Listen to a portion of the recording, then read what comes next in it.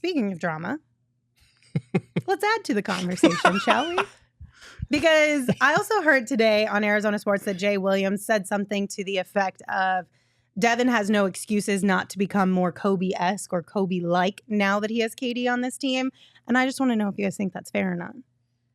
I'm just tired of the Kobe thing in general, honestly. Like, I let him be his own player. I know that Kobe was a guy that Book obviously looked up to. A lot of guys in this league looked up to, but it's a disservice to compare the two when he's only had 2 playoff runs under his belt to this point. Like, he's barely just hitting his stride. And I know for Kobe, it came sooner in his career as far as being able to contend with the Lakers earlier on. But I just feel like they have similar mid-range prowess, but other than that, like, they do have different games.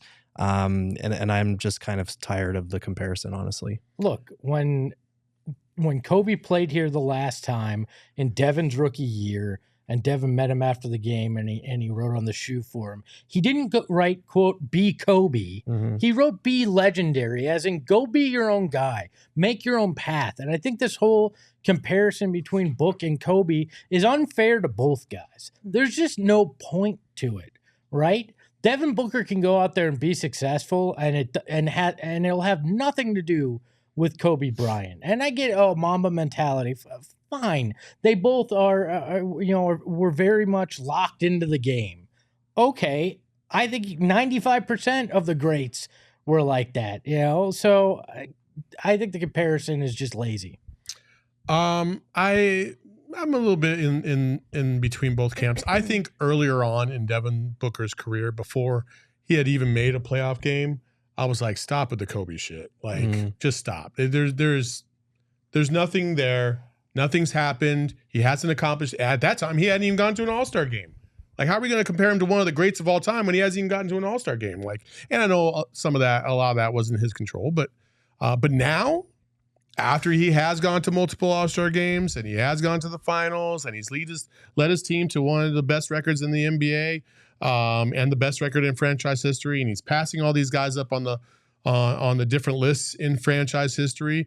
And really the way he's been going about his business, I'm a little bit more okay with the Kobe Bryant comparison now than I was before, because you can see it in his eyes, you can see his determination, you can see his will, and that's the thing that separates a lot of the great ones. And I think when Jay Will says that, yeah, I mean, we're going to point to the fact that he literally compared those two.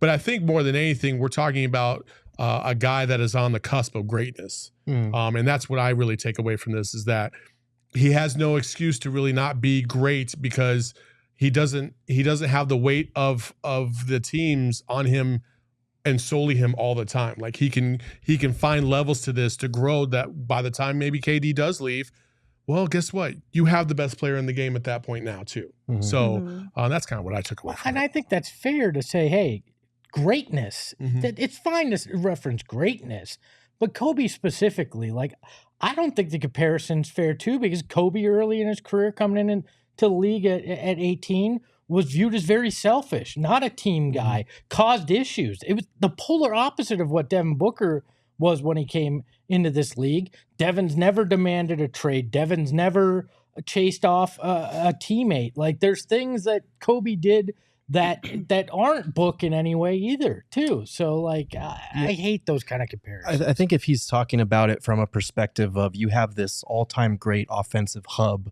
that demands so much attention, and you, as the second guy, the 1B guy, can now feast on that, I think that's an apt comparison, because Kevin Durant is going to make Devin Booker's life easier. And if he has that same killer edge to him, I get that sort of pseudo comparison there. Just like Shaq and Kobe. Right. Yeah. Right. So I do think there's something to that, and I think he'll be able to make the most of it. But again, like, I don't want to put the cart before the horse here, because I want to see, more than one game with these two together and see how they fare in a couple playoff series before I start making those types of comparisons. I think I just want, like, if the expectation is that Devin has to level up now that he's got that caliber of a player next to him, I just want everyone who back in the day when he had nobody around him poo-pooed on Devin to apologize.